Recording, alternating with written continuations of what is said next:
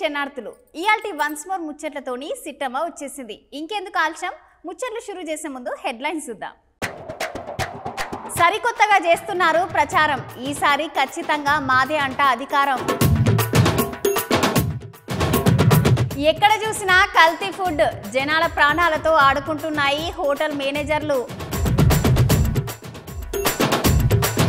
అడుగడుగున జన జాతర, ఈసారి సుత ఖచ్చితంగా జగనే అట సీఎం.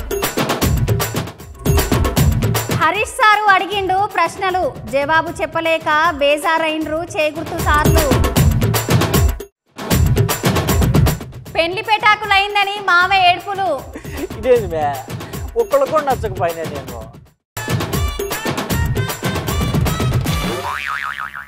ఇంటికి సుట్టపోడొస్తే ఏం చేస్తాం? చికెన్ సెంటర్ పోతాం, కిలోనో కొట్టించుకొని వస్తాం. ఇంట్లో ఏ చిన్న దావత్ చేసుకున్న సుత ముందే చికెన్ షాప్కి పోయి ఒక 5-6 కిలోలు చికెన్ కొట్టించుకొని వస్తాం. ఇంకా ఆదివారం వచ్చిందంటే చెప్పే తరీకే లేదు, ఇంట్లో ఖచ్చితంగా ముక్క ఉండాల్సిందే. టయానికి ఇంట్లో కూరగాయలు లేకున్నా జరంత 4 సప్పబడ్డ సుత దోస్తుగాలతోని మందు సిట్టింగ్ అన్నా ఫస్ట్ మనకు గుర్తు వచ్చేది చికెనే. అది మొన్నటి మాట. మరి గిప్పటి మాట ఏంటంటే, దమ్ముంటున్నారు గొన్నూరు చూద్దామని కోడి సవాలు విసురుతుందో. కిలోకి 270 రూపాయలు. మరి అన్నజర నీవే తోలు తీసి అంటే ఇంకో 20-30 రూపాయలు ఎక్కువ అంట. మొన్నటి వరుసకి 200 రూపాయలు ఉండే కోడి ధర ఇప్పుడు ఏకంగా 270 అయిందంట. ఇంకో 2 రోజులు అయితే 300 అవుతుంది అనిపిస్తుంది. అసలు ఎండాకాలం కాదోళ్ళ, గందుకే రేట్లు గట్ల పెరుగుతున్నాయంట. ఎండలకి నీళ్ళు లేక కోళ్ళని చచ్చిపోతున్నాయంట. గందుకే కోళ్ళ సప్లై తగ్గిందని డిమాండ్ మస్తుగా పెరిగిందని అంటున్నారు వ్యాపారం చేసేటోళ్ళు. గందుకే రేట్లు సుత మస్తు పిరియమవుతున్నాయంట. గా కారణంతోనే కోడి ధర కొండకెక్కు కూస్తున్నది. చికెన్ పెట్టే పైసలతోని వారం రోజులకు సరిపోయేటట్టు బొచ్చాడు కూరగాయలు వస్తాయి అంటున్నారు ఇంకో కొంతమంది. ఇంకా మే నెల రానేలేదు, ఇప్పుడే సీయ కూర ఇంత పిరేం అయితే ఎట్లా అంటున్నారు అందరు. గిట్లయితే తునకల కూర నవ్వులు కష్టమేనని అంటున్నారు ఇది చూసిన వాళ్ళు. మన జగనాల సారు బస్సు యాత్ర మామూలుగా నడుస్తలేదులా. ఈసారి సుత ఖచ్చితంగా మళ్ళా అధికారానికి వస్తామని అంటున్నాడు. బస్సు యాత్రలో పోకుండా అందరినీ కలుస్తున్నాడు. మళ్ళీ అధికారంలోకి వస్తే ఏం చేస్తామో కూడా చెప్తున్నాడు. ఇయాల్టి జగనాల సారు బస్సు యాత్ర ముచ్చట్లేందో ఒకసారి చూసొద్దాం చలో.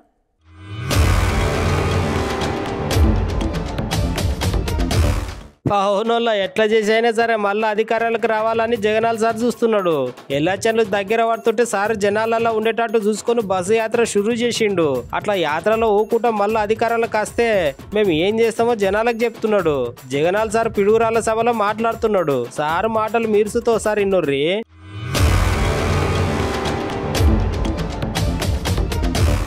గత 5 ఏళ్లుగా మన ప్రభుత్వంలో ఇంటింటికి వచ్చిన అభివృద్ధిని, సంక్షేమాన్ని, లంచాలు వివక్ష లేని పాలనను ఆ దుష్ట కూటమి, ఆ ఎల్లో మీడియా వీరందరి కబంధ హస్తాల నుంచి కాపాడుకునేందుకు పలనాటి సీమ పౌరుషంతో జన సముద్రమైంది. ఈ రోజు ఇక్కడ కనిపిస్తా ఉన్న దృశ్యాన్ని చూస్తా ఉంటే వెలుగు నుంచి చీకటికి తీసుకుపోదామని ఆ పొత్తుల మారి, ఆ జిత్తుల మారి మోసాల పార్టీలు చేస్తా ఉన్న కుట్రలు, కుతంత్రాలను, వారి మోసాలను, అబద్ధాలను ఎదుర్కొనేందుకు మీరంతా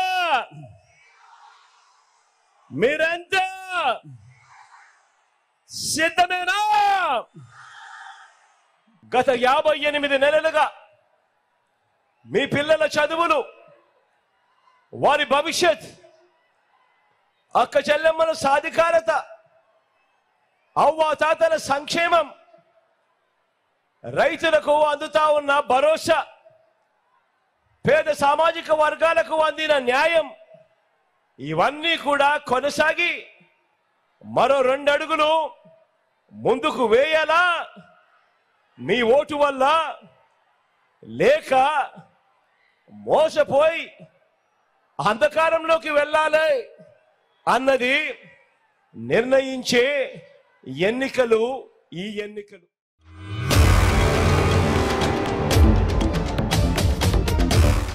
ఇప్పుడు నేను చెప్పే ముచ్చట అందరు జర మంచిగా వినుండ్రి. మనం ఇంత కష్టపడి పని చేసేది ఎందుకుల్లా? జానడు పొట్ట కోసం అంతే కదా.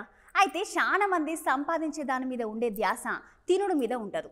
మీరు సూతా గట్ల చేసిండ్రు అనుకో ఎంత ఘోరంగా అవుతుందో తెలియాలంటే మీరు ఈ వీడియో చూడాల్సిందే. మరి ఆలస్యం దేనికి, చూడుండ్రి.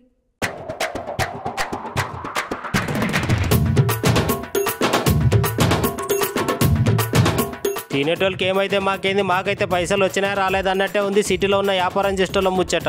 అవునోళ్ళ కడుపు ఖాళీగా ఉందని నోరు కొత్తగా ఏదో తినాలని కోరుకుంటుందని ఏది పడితే అది తింటే తర్వాత మస్తు తిప్పలు పడాల్సి వస్తుంది. అందుకే తినే ముందు ఆలోచన చేయండి. ఎందుకంటే చేతులు కాలినాక ఆకులు పట్టుకుంటే ఏం లాభం చెప్పుర్రి కదా. ఒక అన్న ఇంటోళ్ళు ముచ్చట పడ్డారని హోటల్కి పోయి చికెన్ 65 తీసుకొని పోయిండట. ఇంటికి తీసుకొని పోయి తిందామని గా పార్సల్ కవర్ పొట్లో ఇప్పంగానే పార్సల్ పొట్లలో మొత్తం పురుగులున్నాయట. అబ్బబ్బబ్బచ్చి ఇక మస్తు కోపంగా అన్న మళ్ళా తిరిగి హోటల్ వచ్చి హోటల్ మీద గట్టిగా గరం అయిందంట. మరి కారా అంతే. ఇక హోటల్లో పనిచేసేటోళ్ళు తలా తోకలేని ముచ్చట్లు చెప్పిర్రట. ఇట్లయితే కాదానికి అన్న మున్సిపాలిటీ సార్లకు ఫిర్యాదు చేస్తే గా సార్లు వచ్చి హోటల్ పోయి కిచెన్ లో ఫ్రిడ్జ్ డోర్ తీసి చూస్తే దాంట్లో అన్ని మురిగిపోయిన చికెన్, మటన్, చేపలు, అటెంక పాలు, పెరుగు ఉన్నాయంట. అచ్చు గట్లనే తొండుపల్లిలో ఉన్న ఒక ఉడిపి హోటల్లో సుత గిదే ముచ్చట అయిందంట. హోటల్ పోయి ఒక అన్న ఇడ్లీ తీసుకుంటే గా ఇడ్లీల సుత పురుగులు దర్శనం ఇచ్చినాయంట. ఇక మొన్నొకటి నిన్నొకటి ఇట్లా జరగంగానే జనాలు కోపం పట్టుకోలేక పైసలైతే గట్టిగా గుంజుతారు, కానీ క్వాలిటీ ఆహారం అయితే ఇయ్యరు. ఇయ్యకుండా జనాల పానాలతోటి చెలగాట మారుతున్నారని గోల మీద కఠిన చర్యలు తీసుకోవాలని సుత డిమాండ్ చేస్తున్నారు. అందుకే మీరు సుత కడుపు ఖాళీగా ఉన్నదని, జేబులో పైసలు ఉన్నాయని దోస్తు దావత్ అడిగిందని ఏది పడితే అది తినకుండా తినే ముందు జరంత ఆలోచన చేయండ్రోళ్ళు.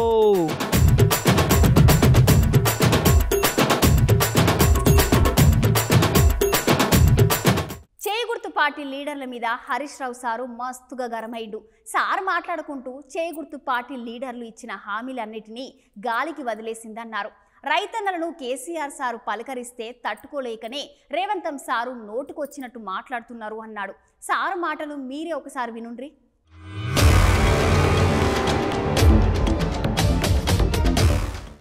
ఎన్నికల ముందు రేవంత్ రెడ్డి గారు నోటితో మాట్లాడిండు, గెలిచినాక ఏమాయ 100 రోజుల్లో హామీలు అంటే నొసటితో వెక్కిరిస్తా ఉన్నాడు.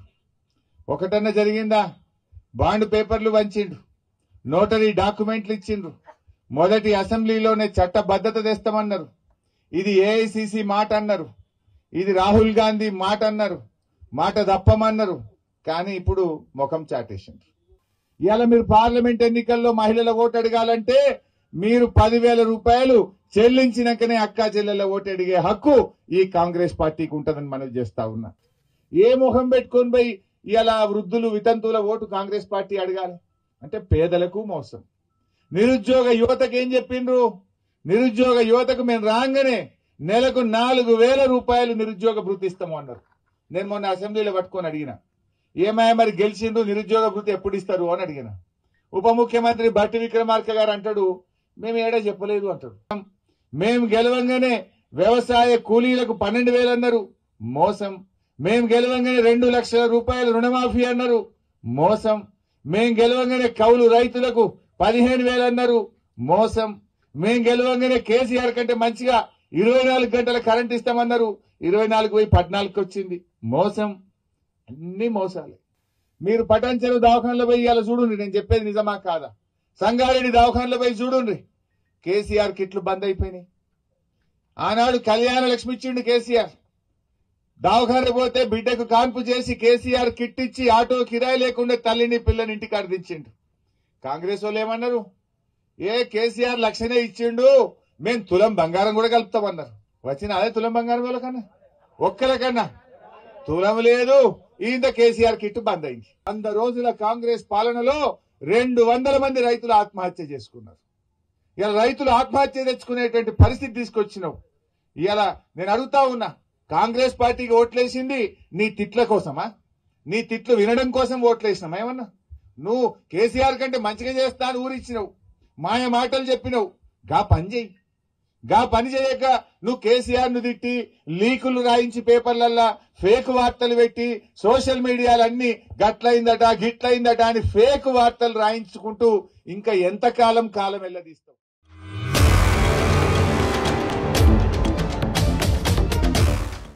ఎలక్షన్లు దగ్గర పడుతున్న సంధి కమలం పువ్వు పార్టీ మస్తు జోరు చూపిస్తున్నది. లీడర్లు జనాలలోనే తిరుక్కుంటా జనాలలోనే ఉండేటట్టు చూసుకుంటున్నారు. దాంట్లో భాగంగానే ఈటెల రాజేందర్ సారు ప్రచారంలో మాట్లాడుతున్నాడు. గా ముచ్చట్లేందో ఓ మల్క చూసొద్దాం పాలి.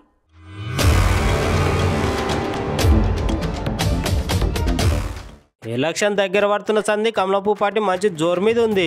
ఈసారి ఎట్లయినా తెలంగాణలో ఎక్కువ సీట్లు గెలుస్తామని అంటున్నారు బీజేపీ లీడర్లు అందరు లీడర్లు ఎప్పటికీ జనాలలో ఉండుకుంటా మంచి పేరు తెచ్చుకున్నారు.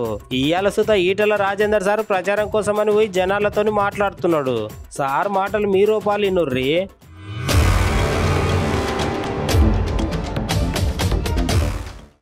100% ఇక్కడ గెలిచేది బీజేపీనే. ఎంత మెజార్టీ అనేది లెక్క పెట్టుకోవాలి తప్ప ఈ దానికంటే భిన్నంగా ఏం ఆలోచించకండి. నాయకులు పోతుండొచ్చు కాక, కానీ నాయకులంతా ఒకవైపు అవుతారు, ప్రజలంతా ఒకవైపు అయ్యేటువంటి ఆస్కారం ఉంది. ఇలాంటి ఎన్నో మీరు చూసినా చెప్తా ఉన్నారు. అందుకని బీఆర్ఎస్ పార్టీకి తెలంగాణ ప్రజలకు బంధం తెగిపోయింది కాబట్టి ఈసారి కనుక ఓటు వేస్తే అది ఆయన భాషలో చెప్పాలంటే మురికి గుంటలే వేసినట్టే. కాబట్టి అక్కడో ఇక్కడో మొన్నటిదాకా కారు గుర్తు కొట్టేసిన వాళ్ళు తప్పకుండా ఈ దఫా కమలం పువ్వు గుర్తుకు ఓటేయించేటువంటి ప్రిమదం మీరు తీసుకోవాలని కోరుతున్నారు. కాంగ్రెస్ పార్టీ మొన్నంటేనేమో కేసీఆర్ మీద కోపంతో ఓట్లేసిన తప్ప రేవంత్ రెడ్డి మీద కానీ, రేవంత్ రెడ్డి స్కీముల మీద కానీ, రేవంత్ రెడ్డి హామీల గురించి నమ్మకంతో మాత్రం ఓటు వేయలే. మొన్న అసెంబ్లీ చూసినాం. మరి ఆ పార్టీ దేశంలో 5 దశాబ్దాల పైబడి పాలించింది. ఈ రాష్ట్రంలో 4 దశాబ్దాల పైబడి పాలించింది. అలాంటి పార్టీకి అవగాహన లేక హామీలు ఇచ్చినట్టుగా నేను భావించట్లేదు. కానీ ఎన్ని అబద్ధాలు ఆడైనా అధికారమే ఎజెండాగా అధికారం రావాలన్నటువంటి దృక్పథంతో రేవంత్ రెడ్డి హామీలు ఇచ్చింది తప్ప ఆయనకు ముందే తెలుసు ఈ రాష్ట్రంలో అప్పుల కుప్పగా మారిపోయిందని, చిప్ప చేతికి వచ్చిందని, రేపు ఒక్క హామీ కూడా అమలు చేయలేమనేటువంటి విషయం తెలిసినప్పటికీ కూడా ఎందుకు ఇచ్చిందంటే మోసం చేసేలా అధికారం రావాలి కాబట్టి. ఇవాళ అందరు అంటున్నారు 4 నెలలు గడవక ముందే ప్రజలంతా అనుకుంటున్నారు కాంగ్రెస్ పార్టీ మోసం చేసింది, ఇవాళ వాళ్ళు ఇచ్చిన హామీలు అమలు కావు అంటారు భావన.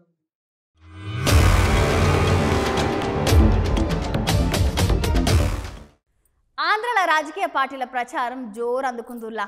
ఒక దిక్కు జగనాల సారు బస్సు యాత్ర అని షురూ చేసి జనాల మధ్య తిరుగుతూ ప్రచారం చేస్తుంటే, ఇంకో దిక్కు సైకిల్ గుర్తు పార్టీ లీడరు, గిలాస గుర్తు పార్టీ లీడర్ పవనాల సారు ఇద్దరు కలిసి జంటగా ప్రచారం చేసుకుంటా జనాలను మస్తుగా ఆకట్టుకుంటున్నారు. ఒకసారి మీరే చూడండి సారు ముచ్చట్లు.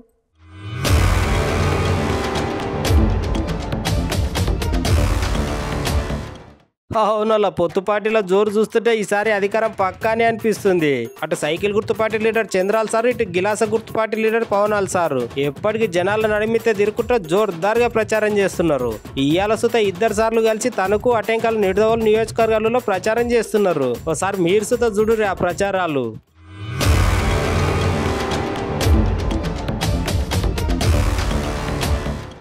మన రాష్ట్రంలో అగ్నికి వాయువు తోడైంది, ప్రజాగళానికి ప్రజాగ్రహానికి వారాహి తోడైంది. ప్రజల నుంచి పుట్టిన ఈ అగ్ని చెడును దహించి వేస్తుంది. విభజన కష్టాల నుంచి రాష్ట్రాన్ని గట్టెక్కించేందుకు 3 పార్టీలు కలిశాం. ఈరోజు మళ్ళీ కలుస్తున్నాం. జగన్ కబంధ హస్తాల నుంచి రాష్ట్రాన్ని కాపాడుకోవడానికి సిద్ధమా తమ్ముళ్ళు అని మిమ్మల్ని అడుగుతున్నా. కలిసింది మామూలు వ్యక్తులు కాదు. అనుభవం నేను, తపనున్న పవన్ కళ్యాణ్ గారు, దేశాన్ని ప్రపంచ మట్టంలో పెట్టాలని, నెంబర్ 1 దేశంగా తయారు చేయాలని పనిచేసి నరేంద్ర మోడీ గారు కలిశాం. ఏం తమ్ముళ్ళు తిరుగుంటుందా అని మిమ్మల్ని అడుగుతున్నా. ఇంకో పక్క పవన్ కళ్యాణ్ గారు ఒక సినిమా హీరోనే కాదు, కోట్ల రూపాయల ఆదాయాన్ని వదులుకొని సుఖమైన సినిమా జీవితాన్ని వదులుకొని ప్రజల కోసం నిలబడ్డ నిజమైన hero power star Pawan Kalyan garu. భారతానికి శ్రీకారం చుట్టిన నేలేదు. రాకెట్ ఫ్యూయల్కి ఇస్రో తోటి ఒప్పందం కుదుర్చుకొని ఇస్రోకి మనకి రాకెట్ ఇంధనం చేసిన నేలేదు. పారిశ్రామికంగా చాలా పురోభివృద్ధుల నేలేదు. ఈ రోజున వైసీపీ పాలనలో అలాంటి నేల కరప్షన్ క్యాపిటల్గా అయిపోయింది. పోయినసారి వారాహ యాత్ర వచ్చినప్పుడు ఇక్కడున్న సివిల్ సప్లైస్ మంత్రి ఒక రైతుని ధాన్యం తడిచిపోయి మొలకలు వచ్చినాయి అంటే మొలకలు వస్తే ఏం చేస్తాం, మొలకలు రాకపోతే ఏమొస్తాయి అని చాలా చిత్కారంగా మాట్లాడి రోజు అన్నం పెట్టే రైతుని ఏడిపించిన విధానం నాకు చాలా బాధ కలిగించింది. అనుభవం గల నాయకులు, ముఖ్యమంత్రిగా సుదీర్ఘ అనుభవం ఉన్న వ్యక్తి 90 ఆఖర్లో 2020 విజన్ అని చెప్పి ఒక సైబరాబాద్ సిటీ లాంటి, మాదాపూర్ లాంటి సిటీకి రూపకల్పన చేసిన వ్యక్తి, దానికోసం శ్రమించిన వ్యక్తి. ఈ రోజున అది ఒక అబ్సల్యూట్ గ్రోత్ ఇంజన్గా అయిపోయింది తెలంగాణకి. విభజన జరిగినప్పటి నుంచి మనకు అన్యాయం జరుగుతూ ఉంది. మనలో మనం కొట్టుకోవడం కాదు, అందరం కలిపి కట్టుగా ఉండాలి. 2014 నుంచి మనకి పార్టీలు విడిపోకుండా ఉండాలి.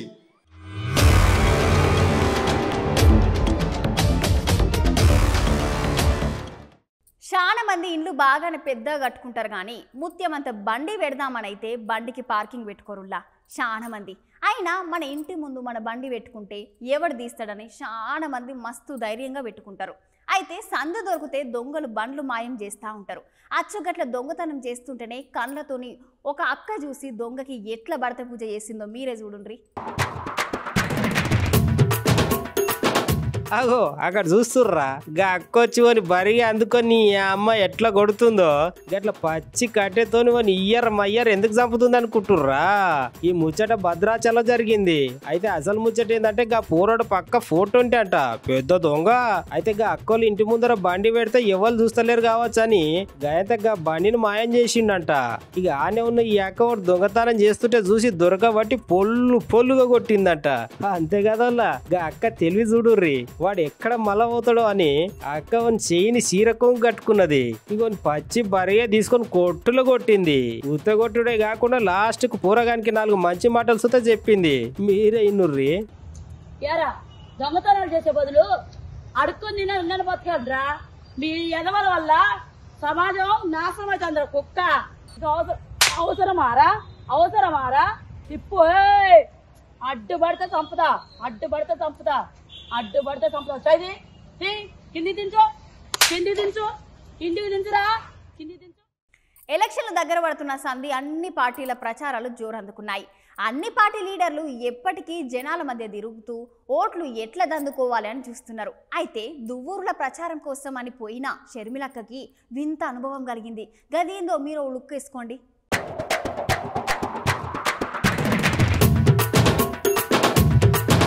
అవునోలా, ఎలక్షన్లు దగ్గర పడుతున్న సంది లీడర్లు అందరూ ఎప్పటికీ జనాల నడిమింతలనే ఉండేటట్టు తీసుకుంటున్నారు. గెలిస్తే ఏం చేస్తారో చెప్పుకుంటా జనాలకు కొత్త హామీలు ఇస్తున్నారు. అయితే నిన్న వైఎస్ షర్మిలక్క పోయిన ఒక మీటింగ్ లా అక్కకు ఒక వింత అనుభవం ఎదురైంది.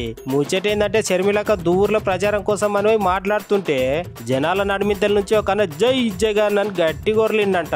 అయితే మామూలుగా అయితే ఒక పార్టీ లీడర్ మాట్లాడుతుంటే పక్క పార్టీ లీడర్లు ఓడితే చాలా కోపం వస్తుంది కదా, కానీ ఇక్కడ షర్మిలక్క గట్లా చేయలేదంట. చక్కగా ఎవరైతే గట్ల జై జగన్ అన్నారో గా అన్నని డైరెక్ట్ అక్క బండి మీద కేకేసుకొని జగనాల్ సార్ చేసిన మంచి పనులు చెప్పు ఒకసారి అని అడిగిందంట. ఏం చేసిండు జగనాల్ సారు? ప్రత్యేక హోదా సాధిస్తామన్నాడు కదా, పోరాటం చేసిండా? రాష్ట్రానికి కనీసం రాజధాని అన్న చక్కగా ఉందా? ఏం చేసిండని అక్క అడిగేసరికి గా అన్న నోట్ల నుండి మాట రాలేదంట. ఇక అక్క మాట్లాడిన మాటలు అడిగిన ప్రశ్నలు మీరుతో ఒకసారి చూడుర్రి.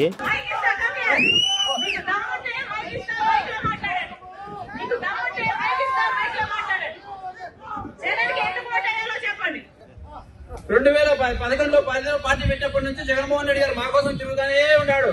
మా సమస్యలు ఏముంటే మా కోసం వచ్చినాడు, విన్నాడు, మా సమస్యలు విన్నాడు, నేను ఉంటానని చెప్పినాడు. చెప్పిన మాట ప్రకారం జగన్మోహన్ రెడ్డి గారు మాకు అన్ని చెప్పిన ప్రతి ఒక్క హామీ నెరవేర్చినాడు. పేద ప్రజల కోసం ఆయన 3000 కిలోమీటర్ పాదయాత్ర చేసి వాళ్ళ కష్టాలు విని మీ అందరికీ నేను న్యాయం చేస్తానని చెప్పినాడు. చెప్పిన విధంగా న్యాయం చేసినాడు. ఇక్కడికి వచ్చిన ప్రతి ఒక్కరికి వారి కుటుంబాల్లో ప్రతి ఒక్కరికి సంక్షేమం అందింది. దానికి కారణం ఎవరంటే జగన్మోహన్ రెడ్డి గారే. అవి మీరు వ్యక్తిగతంగా ఉన్నాయి, కానీ మీరు ఈ రోజు తెలంగాణలో కూడా చెప్పారు, నేను తెలంగాణలో ఉంటాను, మీకోసం ఉంటాను, పోటీ చేస్తానని చెప్పారు. అక్కడ పోటీ చేయలేదు, మీరు వచ్చారు. మీ మీద మాకైతే రాజశేఖర రెడ్డిగా తప్పకుండా మీరందరూ మాతో కలిసిన రండి.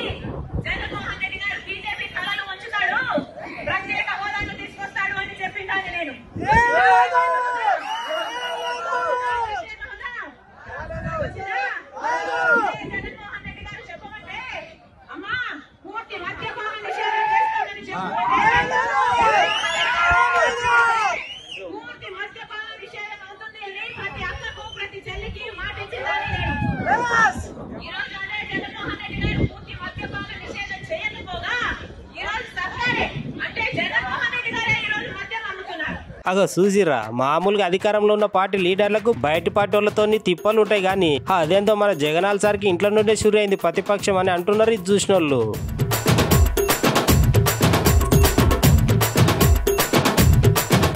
మనసు గతి ఇంతే మనిషి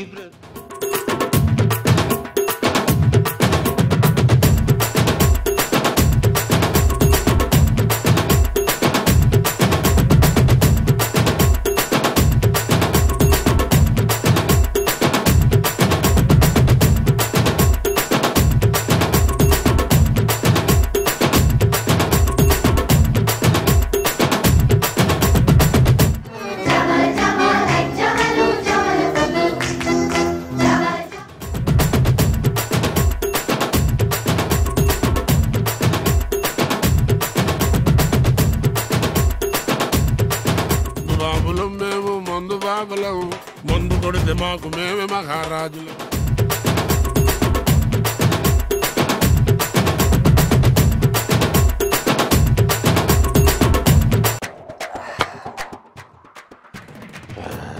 ఇదేందే ఊళ్ళో ఒక్కళ్ళకి కూడా నచ్చలేదా? నేనా అసలు ఒక్కళ్ళకి కూడా నచ్చకపోయినా ఊరి దినమ్మో బడవా.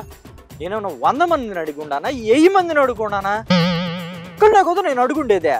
ఊరి దినమ్మ జీవితం ఒక్కళ్ళు కూడా దొరక్కపోయినా ఊళ్ళో అందరూ తెల్లంగా ఉండారు. ఏమే తెల్లంగా ఉండాలి, పెళ్ళిళ్ళు అవట్లా అందరూ మహేష్ బాబు లాగా ఉండాలి. ఎట్టయితే అతనా నా వాళ్ళందరితో మనకు పని పడలే.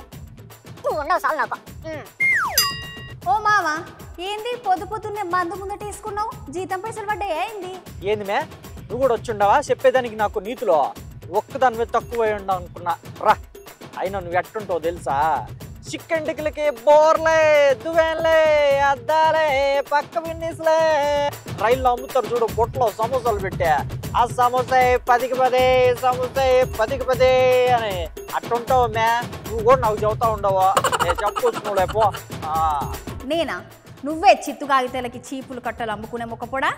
ఇంకా ఏదో అత్త చెప్పిందని కొలువులో పెట్టిస్తే నన్నే తిడుతున్నావు. ఆయన పెళ్లి చూపులకు పోయినావు కదా, ఏమైంది? నచ్చినవా అమ్మాయికి?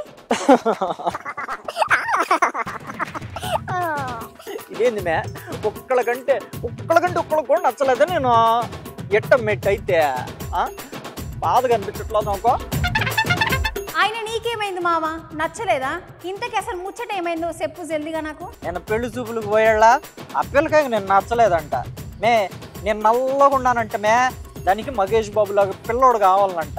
పైగా మమ్మీ ఈ అంకుల్ నాకు నచ్చలేదు మమ్మీ అని చెప్పి ఉండదంటది. పొడిచేవాళ్ళాక వాళ్ళ షిర్రెత్తుకు వచ్చి ఉండదు. వాళ్ళ అమ్మని ఆయన చూడు ఇద్దరిని వంగబెట్టి ఈ మీద దబి దబి దబి దబి మన 4 గుద్దులు గుద్ది పారిపోయి వచ్చేసా నేను. అయ్యో పాపం, అయినా మంచి మనసు ఉండాలి కానీ రంగుదేముందని చెప్పు మావా. అయినా నీది ఎవర్ గ్రీన్ కలర్, నీకే అంతకన్నా మంచి పొల్ల దొరుకుతుంది. కానీ నువ్వైతే ముందుగా మందు పక్కకు నెట్టి ఆఫీస్కి రా. ఏం ఆఫీస్ మే? ఆఫీస్ లేదు, గీఫీస్ లేదు, ఉద్యోగం లేదు, సద్యోగం లేదు. నాకు పెళ్ళి అయ్యేదాకా ఇక్కడి నుంచి కదిలేదు లేదు. ఏమన్నా చేసుకో, అయినా నేను అలిగుండా నాకు పెళ్లి చేస్తానని సీట్ లేదా? ఇగో బొంగ మూతి పెట్టుకుంటా. ఓ మామ జరా మూతి దియ్యే, చిన్న పిల్లగాళ్ళు ఉన్నారు, దడుచుకొని గాయంత పసిపోరగాళ్ళకి జ్వరం గిట్ల రాగల. తసదియా నన్ను అంత మాట అంటావు నువ్వెట్లుంటావు తెలుసా? నీకా మూలలో ఉన్న ముసలిదాన్ని నెత్తి మీద సొగరం నువ్వుకొచ్చి పెట్టుకునే ముఖం దాన్ని నువ్వు కూడా నన్ను అనేదాన్ని మాత్రం పోయి. అయినా ఏమని చెప్పుకున్నావు నువ్వు? ఈ ఆఫీస్కి తీసుకొచ్చేటప్పుడు ఉద్యోగంలో పెట్టేటప్పుడు పెళ్లి చేస్తానని చెప్పుకున్నావు లేదా? ఇప్పుడేమో పెళ్లి లేదు, ఏం లేదు, ఉద్యోగంలో రాను, వచ్చేది లేదు, నీ మాట నమ్మేది లేదు. నీ పెళ్లి ఫిక్స్ అయ్యే వరకు ఇక్కడి నుంచి కదిలేదు లేదు తెలుసా? ఇంకో సరే సరే తప్పకుండా చూస్తా. కానీ ముందైతే నువ్వు కొలువుకురా. సారు తిడుతున్నారు, నిన్ను కొలువులో పెట్టించినందుకు నన్ను అంటున్నారు. నీ మాట నమ్మి ఆఫీస్కి వస్తా, నువ్వు పెళ్లి చేస్తానంటేనే వస్తా. ఇంకోటి, ఆఫీస్లో సార్ వాళ్ళు నన్ను ఎవ్వరు ఏమనకూడదు, అట్ట చూసే పూచి నీదే. అట్టయితే చెప్పు, వచ్చేస్తా. ఆగు తింటున్నా.